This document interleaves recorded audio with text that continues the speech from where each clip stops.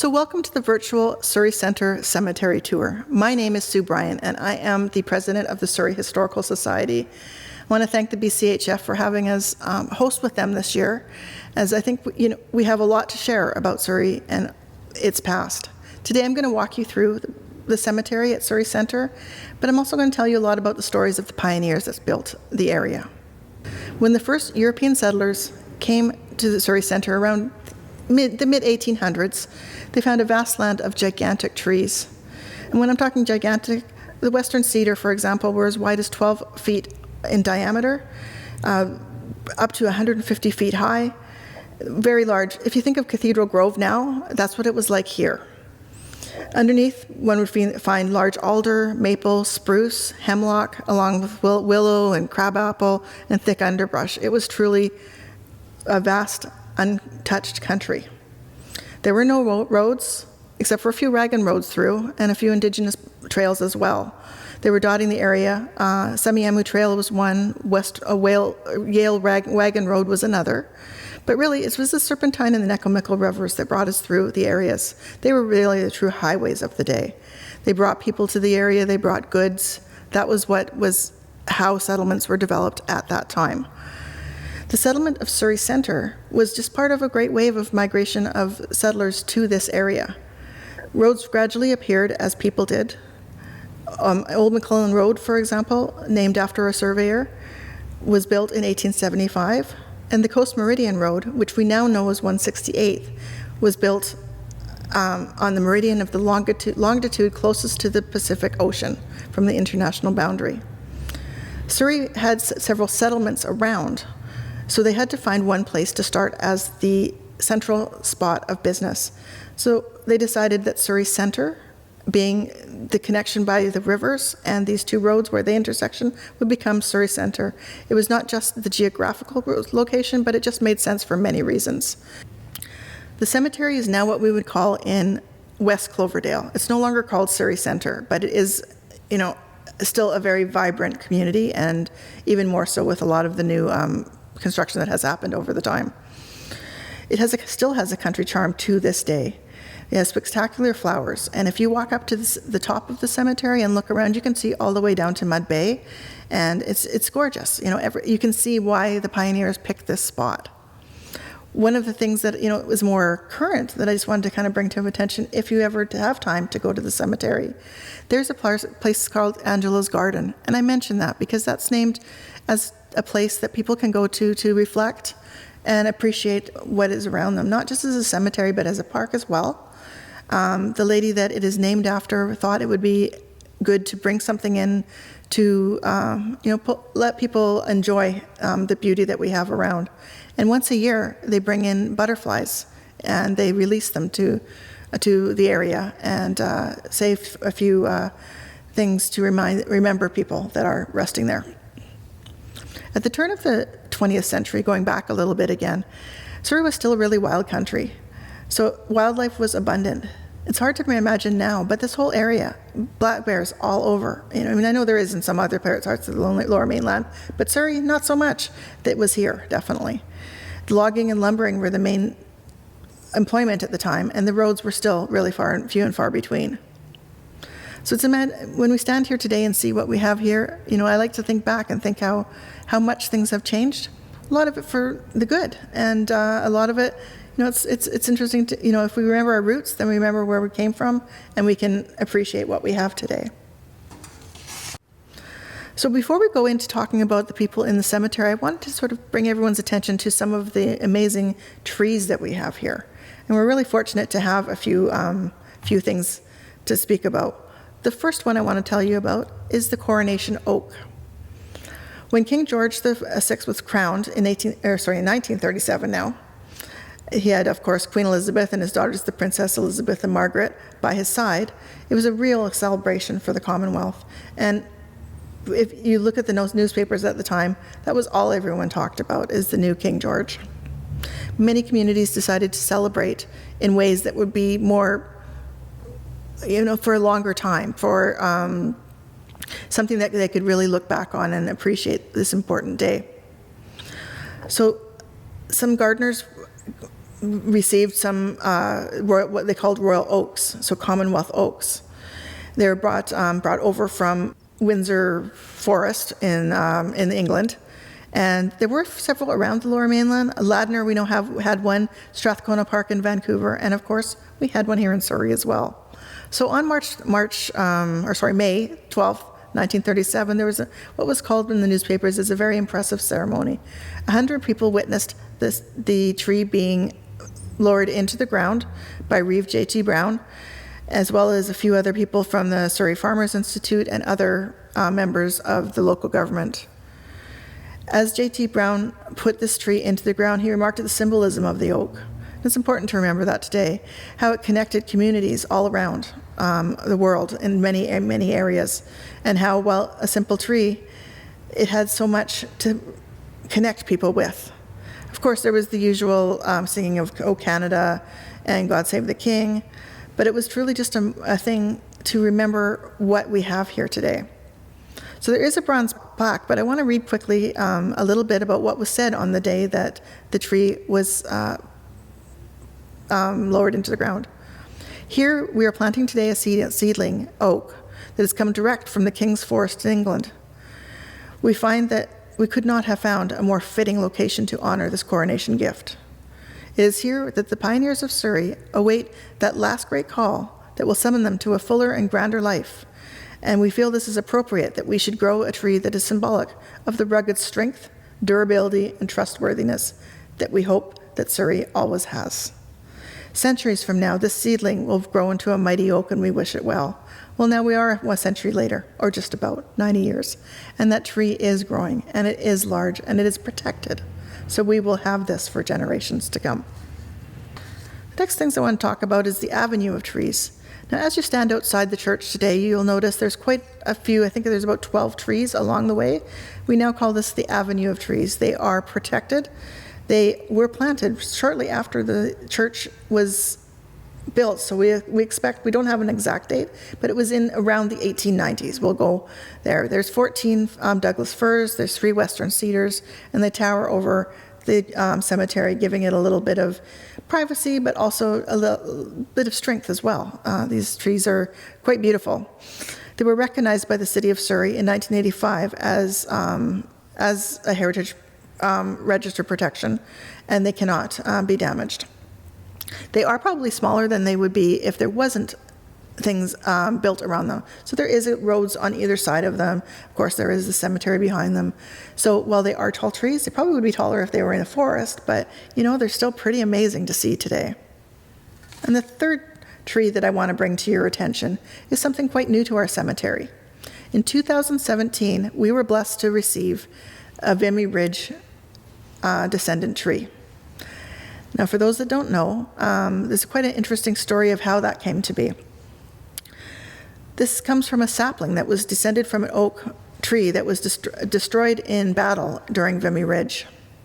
Lieutenant Colonel Miller was at Vimy Ridge, and of course he survived, but as he looked around and saw all this destruction around him, he saw even the trees, everything was gone.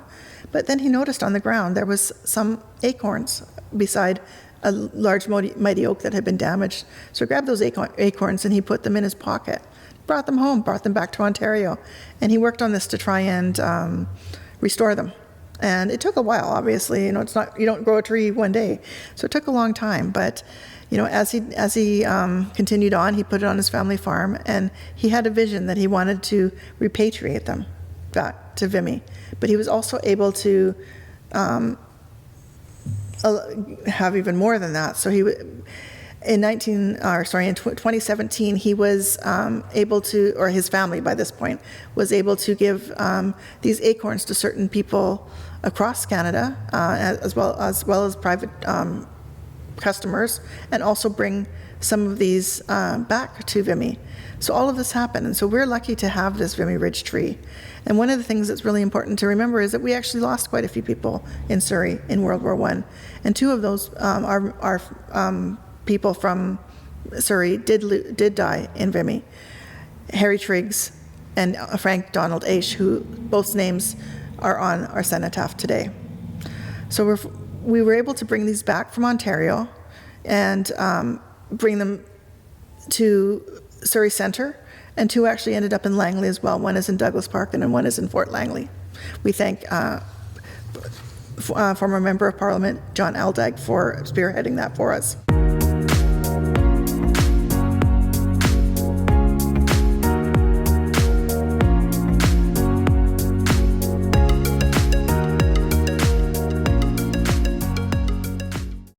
So one of the gravestones I wanted to bring attention to is quite a unique looking one. Obviously, everyone expresses themselves in how they do their final resting place. And one of the ones that we have a cylindrical gravestone for John Levis. The reason it is set up like this is it's infinite. It's all-encompassing. And this was done because of the work that John Levis did within the church. Now, John Levis, he was born in England in 1843. He died December 14th, 1918. Now, sadly, I looked at that date and I'm like, oh, was it the influenza? That was right in that time. But I did look it up. He unfortunately died of cancer, and there would have been very little they could have done for cancer at that time. Now, he originally arrived in Canada at 18 after traveling as a sailor for several years, going around the Cape several times. He eventually landed in San Francisco, decided to make his way up, and he ended up here. By that point, his sailing days were done, so he bought a little bit of property and he became a farmer and got very involved in the church and became very involved in the community. For the next 35 years, he was the man at the church. He took care of everything for everybody. And it's interesting to note that in the register, his grave and his passing is only partially entered because, I guess he was the one entering it for all that time, and likely there was no one else that felt comfortable enough doing that. So unfortunately, if you look in the register today, it only just says John Levis, and then it's almost like the pen has let go and nothing else is there. So on his headstone, it says, "Well done, through good and faithful servant, enjoy through the joy of the Lord." He was a very pious man. And we remember him today, and I think it's quite a beautiful headstone, really. And given that how long it is, it's well over 100 years old now. It's in good condition, and that's a thanks to the church as well. Okay, sort of an interesting story to tell you about the Dalys. Now, Irishman Henry Daly, he married Jenny Fallowfield. Now, I won't go into the Fallowfield story today, but they were one of the earliest settler families, and they were quite well off in the Kensington Prairie area. Now, Henry was 38 when he married Jenny. She was just 18. And from the newspaper articles of the day, it was quite a society wedding at the time. And they were surrounded by many friends and family, and it was quite the event. It was definitely attended by many. They had honeymooned in the Sound, so I can only assume that that's Puget Sound, and that's all we would know. Now, they quite quickly after they married, they had 2 young children. They had Francis and Robert. But when Robert would have been about 2 years old when Jenny became pregnant again. And unfortunately, in 1910, she passed away in childbirth. Their son, Henry Jr., he passed away just 5 days later.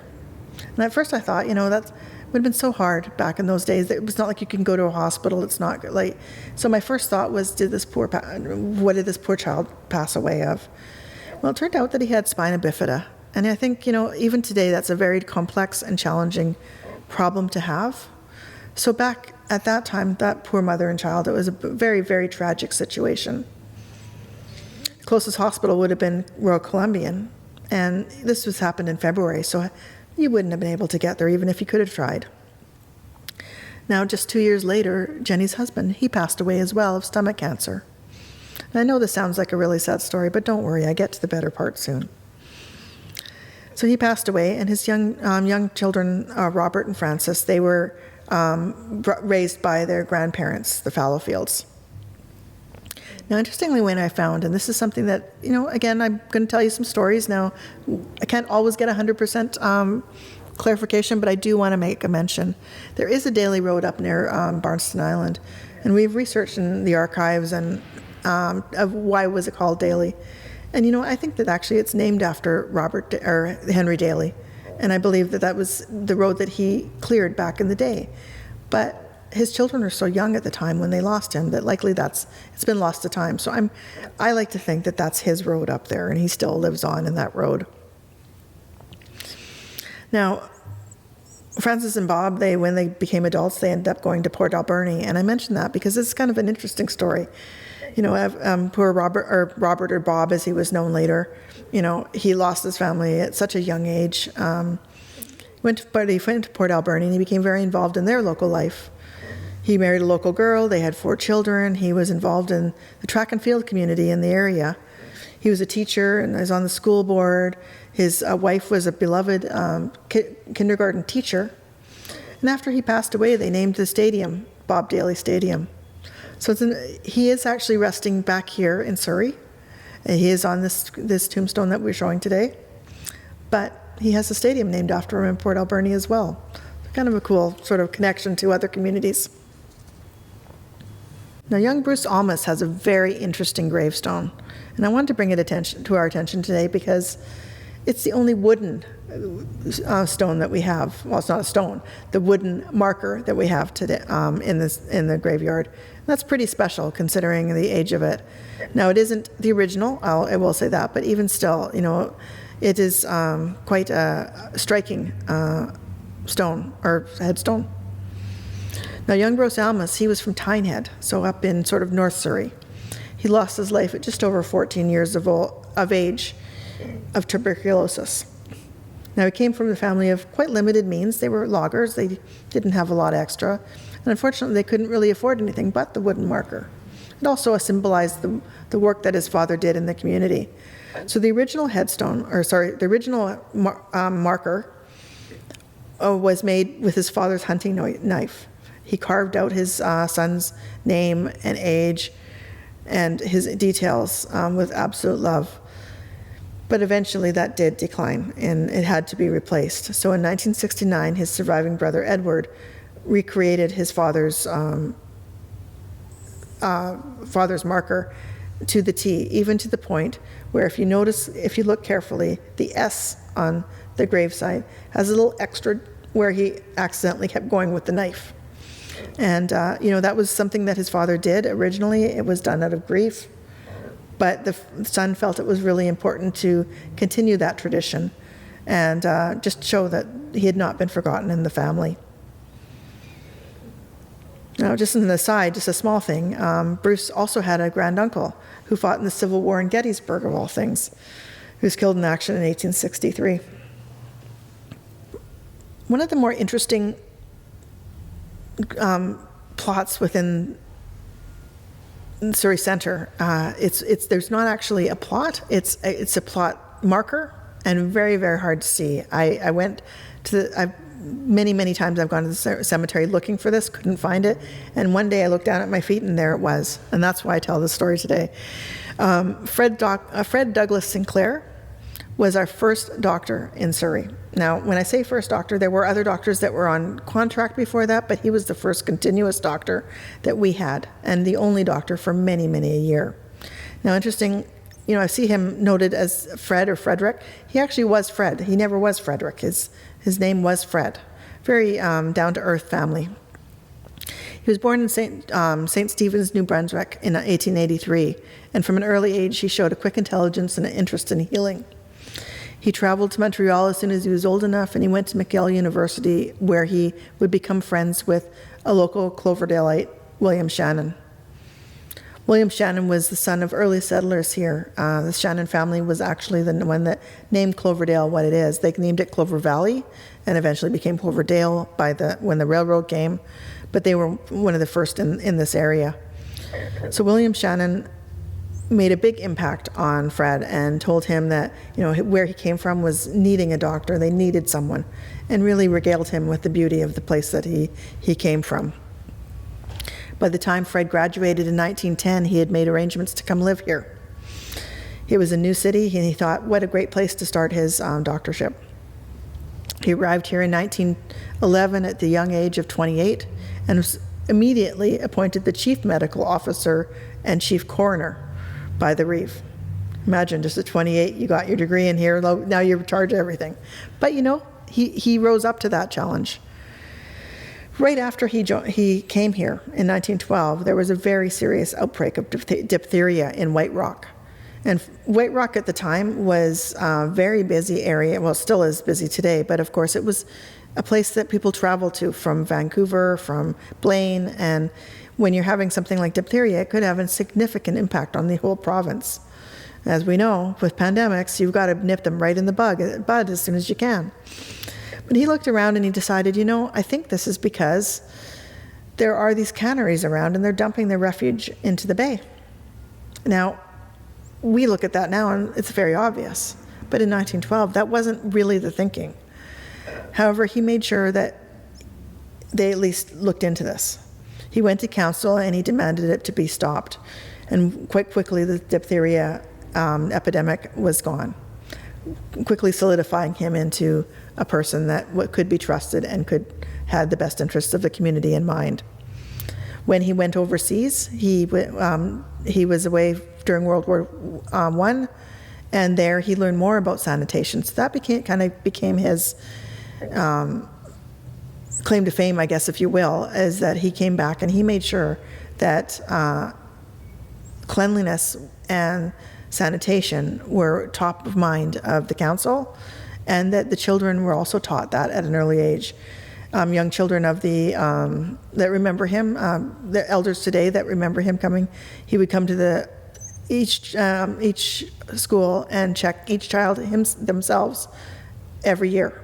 And we wouldn't expect that now, but that's what would happen then. Because of that, I think, he saved many a life.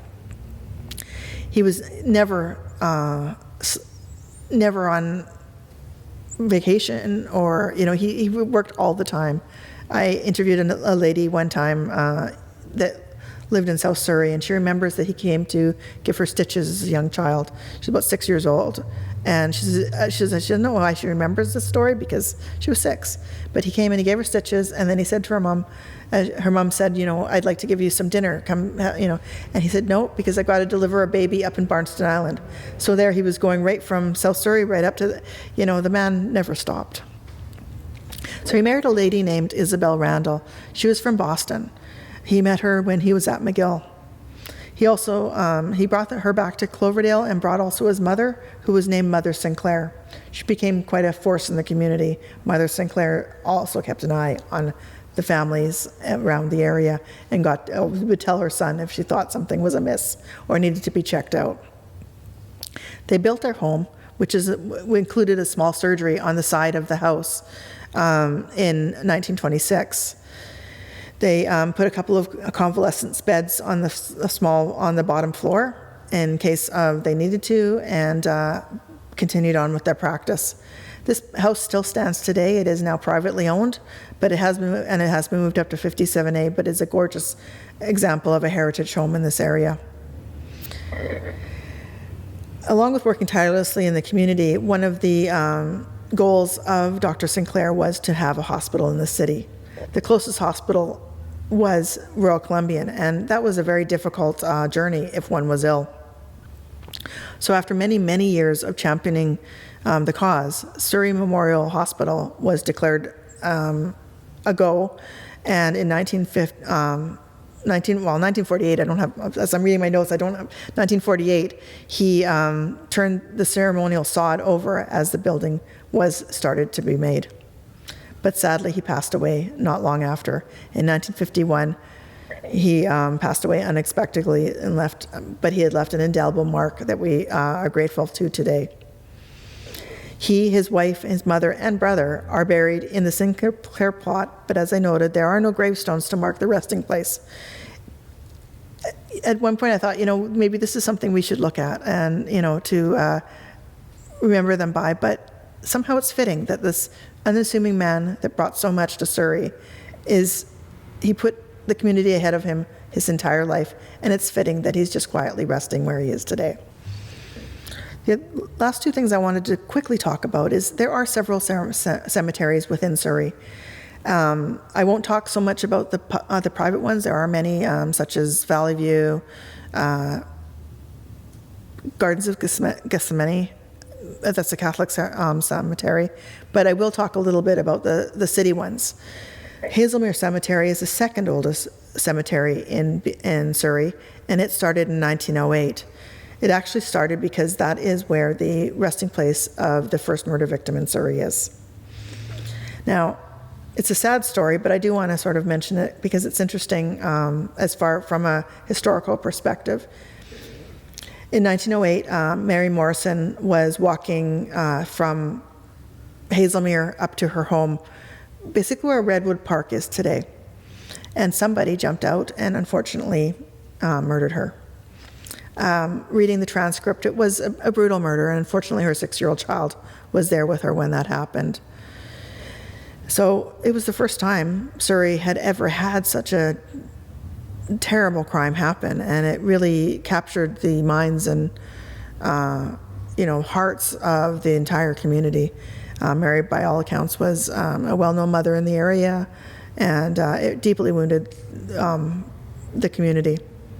Because of that, they hired a first full-time police officer, Alexander Matheson, and that's how the Surrey Police first came to be. So that's why I wanted to kind of mention. It's a little bit away from the cemetery, but it's an interesting story of how the Surrey Police Force started. The other one, of course, is Sunnyside Cemetery. It's sort of our newest cemetery for the city. It was built in began by the citizens in the area in 1954. It's a very tranquil place. It's got a lot of veteran ceremonial graves there as well. It's 28 acres. It's quite a large site, and it is absolutely a beautiful park if you ever get the time to spend some time and reflect there.